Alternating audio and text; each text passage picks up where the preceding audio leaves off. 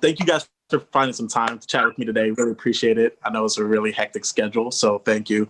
I'll just go ahead and kind of just jump right in if that's okay with you guys. Indira, your character plays the wife of a candidate for district attorney, and it goes into how those decisions, your character, how her decisions affect your partner's campaign, and all the compromises required. I was hoping you'd be able to tell me a little bit about just any real life examples of, like, in your career, in your acting career, having to, how does one go about making those decisions as far as what compromises you will and will not make in order to support your partner? Oh, that's really hard, and it's so personal. But I mean, I can say that actually doing season 2, I had to compromise because of COVID and being a mum. So, and actually it's not that dissimilar to what Safiya experiences as well as a mother with a career. We still live in a world where it's really difficult to judge two things, to be both mother and a professional. And so that's been my dilemma. So it's tough. Very cool. Thank you. Nicholas, again, thank you for your time.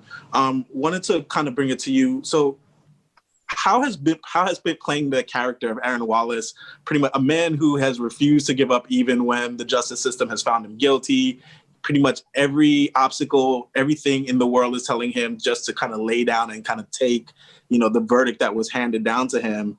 How has it, what is that kind of, and his story, right, of kind of really maintaining and staying true to himself and knowing that his innocence, what has that kind of really taught you about our criminal justice system? And has it given you any insight into maybe some of the things that you'd potentially change in order to bring it closer to its objective of justice for all?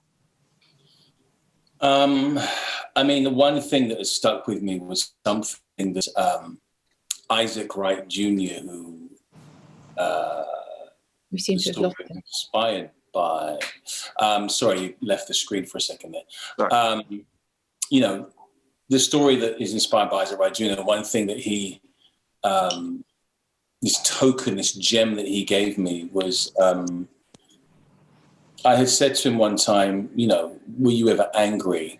Were you, sad? Were you vexed and frustrated about everything? And he said he had his moments, but he couldn't allow himself to indulge in those moments because they would take him away from the focus of proving his innocence and getting out of prison.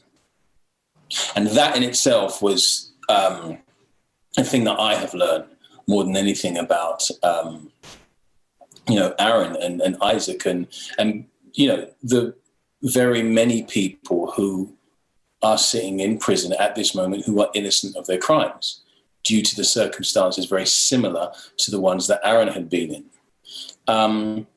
Yes, and every job you go to, you try and do some research to uncover the aspects of a character you're about to play. So you learn more about things. And I have learned a lot more about the criminal justice system, not only in this country, but across the world. And I think it's what it struck me as is it's not just a people problem. It's or not just a black people problem. It's a people problem. And it's not just an American problem, it's a global problem.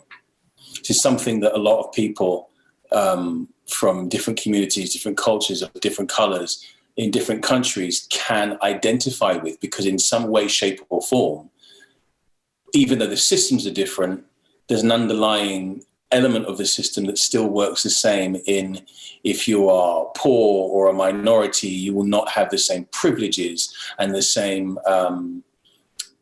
allowances as certain other communities and certain other people in a different class. Copy. That's a really good answer. And is that the main takeaway you hope as going into season 2? I know you guys are shedding a lot of light on the struggle for justice for these, forgotten communities, right? Essentially inmates and people who are caught in the system, essentially as we're making decisions on policy and all these things. those communities are normally often forgotten. So I love how you guys are shedding some light in how coronavirus is affecting those communities. Is that one of your takeaways, and just kind of showing the disparities and the similarities, right, between just criminal justice, people seeking justice, and the fact that it's not just a American problem, but the fact that the underlying system is almost needs to be kind of taken another look at in order to provide that justice for all? I think that, the fact that we've had this pandemic which is something that hasn't just affected one community, it hasn't just affected old people or rich people, it's affected everybody. And it commonized the whole world and everyone in it. And so then when you look at the other things that people are going through, even though they may not be exactly the same, there are elements that are similar that everyone can identify with. And I think that, for me, has been one of the biggest takeaways, is that we're all the same. We all go through very similar experiences and emotions and reactions and actions to certain things. They may not be the exact same thing at the exact time with the exact same situation, but we can identify with certain things. And so the amount of people who are not Black and who have never been to prison before that contact me to tell me how Aaron's story has affected them, or that I can identify with this element of it or understand this part of it, that have nothing to do with him and his community and his situation, I think is telling of what it is that you're talking about.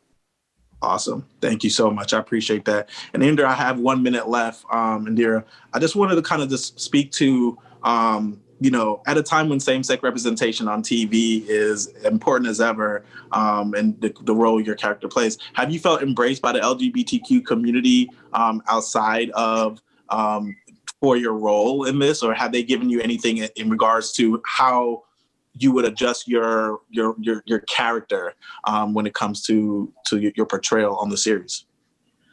I don't know if I can answer that, really, because I don't actually think we've had enough of a storyline of the two women to really justify being supported by the the LGBTQI community. But I think it's brilliant that Safiya is gay and is gay on TV.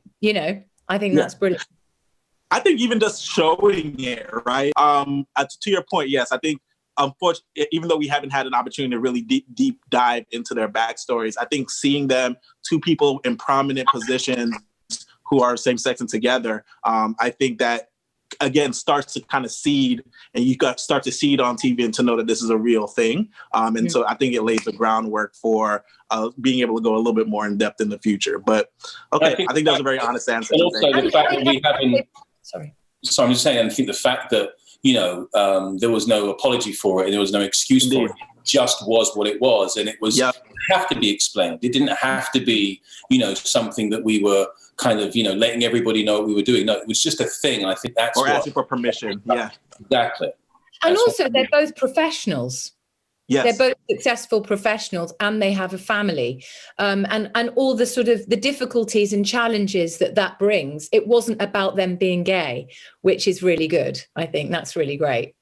Absolutely. I think they did I think the writers and the creators done a very good job, just tail ending off what Indira said with Jamal's character in season 1.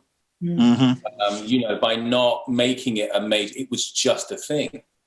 Yeah, it was just, that was what he was. That's who he was in love with.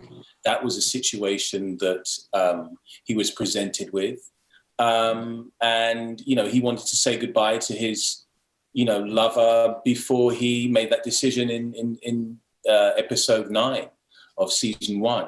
And you go, oh, okay. And there was no, nobody had a problem with it thereafter in the series either. So it was just a thing. And I think I'm just proud that there was no apology for it and there was no warning of it.